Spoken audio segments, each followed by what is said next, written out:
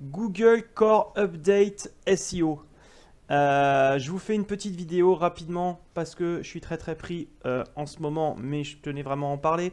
J'ai recherché pas mal sur les forums français, il y a assez peu d'infos sur Facebook France. Je suis parti du côté des États-Unis et j'ai eu quand même pas mal de choses à vous dire.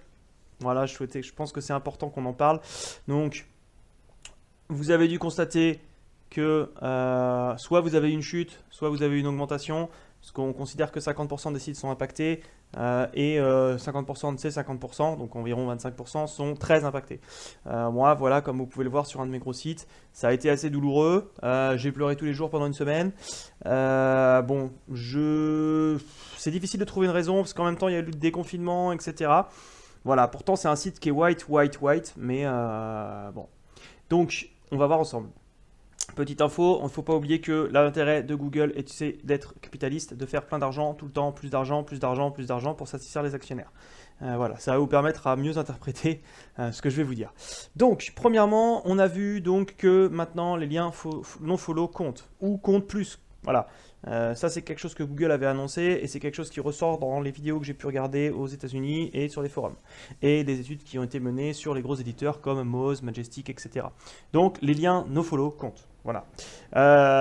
Toutes les pages aussi que j'ai, ça c'est aussi quelque chose que j'ai pu moi constater, toutes les pages des requêtes concurrentielles ont des backlinks. C'est-à-dire qu'il y a des pages où moi mon site a plus d'autorité, mais moins de backlinks sur la page en question, qui est passé, s'est vu devancé par des pages qui ont des backlinks sur la page, même si le nombre de backlinks est inférieur.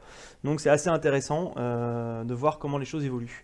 Bien sûr, le bon contenu est toujours récompensé, ça c'est clair. Ce qu'on appelle le core content aussi. Ah, core content, on va peut-être enlever un petit E. Hein, puisque c'est de l'anglais, c'est pas contente.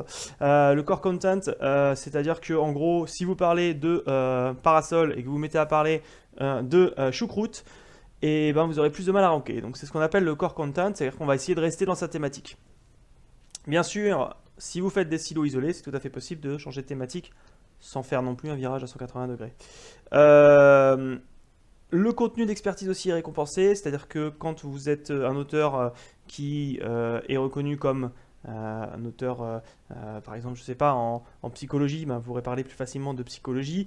Ça, c'est le HIT. Hein. Donc Authority Trust, l'algorithme Google déployé il y a déjà maintenant presque un peu plus d'un an, qui veut que on va demander des experts sur des sujets, voilà, pour éviter de balancer des réponses. Ça a été des réponses qui ne conviennent pas, hein, ou traduites à l'arrache de Google, ou écrites par des personnes dans des pays étrangers à bas coût. Hein. Ne niez pas, je sais que vous le faites. Parfois. Donc du coup, ça c'est quelque chose qui a été mis en place par, voilà, par l'algo ou plutôt le mot d'ordre Your Money, Your Life sur les sites de santé. Est-ce que ça se propage aux autres sites? Je sais pas. Mais on a vu que les contenus d'experts sont mieux référencés. Il y a eu un bug aussi sur Yoast SEO sur la dernière version qui a pu désindexer des pages. Donc ça après moi je l'ai remis. On voit qu'il y a une petite stabilisation dans la chute aux enfers que je vis depuis cette core update. Ensuite, et enfin, on voit que les grosses marques sont gagnantes, comme Etsy qui a bien gagné, Amazon qui a bien gagné. Il faudrait vérifier en France si Cdiscount a progressé. Voilà, c'est tout pour cette petite vidéo très rapide. Je vous remercie d'avoir suivi. Vous mettez un petit pouce bleu, n'hésitez pas à vous abonner. Si on peut résumer, continuez à faire du contenu, continuez à écrire sur ce que les gens veulent voir dans votre domaine. Essayez de faire des sites précis sur votre domaine. Continuez à faire du white hat, continuez à faire du backlink. Achetez du backlink en étant sûr que ben, c'est pas spammé et tout va bien se passer.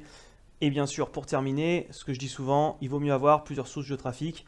Ça, c'est un bel exemple. Donc, si vous n'avez aujourd'hui qu'un seul blog qui vous rapporte tous vos revenus, inquiétez-vous. Faites plusieurs blogs sur plusieurs thématiques. Ou alors, prenez un autre vecteur de trafic, que ce soit Google Search, Google Ads, pardon, ou Facebook. Merci beaucoup et à très vite.